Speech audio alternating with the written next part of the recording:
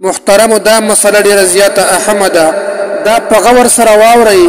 اکثر زمونږ ځوانان وروڼه چې کله د رمضان مبارک په میاشت کې هغوی ته احتلام راشي نو هغوی په یو ځل کې حیران وي چې آیا اوس څه وکړمه روژه ماته کړمه او که دغه شان روژه برقرار وساتمه نو هغوی د دې مسلې نه وي خبر چې اوس زه څه وکړمه.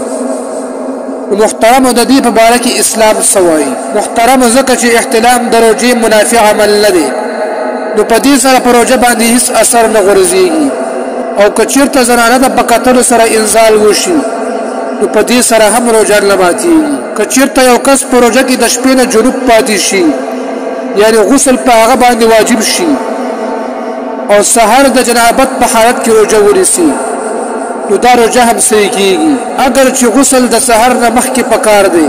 علامه علاءالدین کاسانی رحمه الله په بدایع الصنایع کې لیکلي دي که یو کس په رمضان کې د سحر په وخت جنوب شي نو د عامو صحابه کرامو په نیز د ده روژه پوره ده تر دې پورې که یو کس سحر ناوخته غسل وکړي یا ټوله ورځ غسل ونه کړي نو بیا هم روژه نه ماتېږي.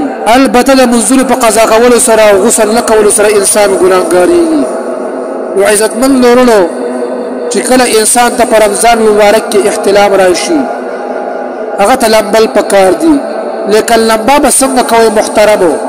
په دې کې غلغلې نشته دی ځکه په هغې کې د اوبو تېرېدلو خطره وي او نه به چې کوم دی سپېمې دومره ترخې کې چې ستا حلق ته اوبه راورسېږي بلکې خپل غسل وکړه او روژه برقرار وساته. خپله روژه چې کوم دی هغه سر ته ورسوه.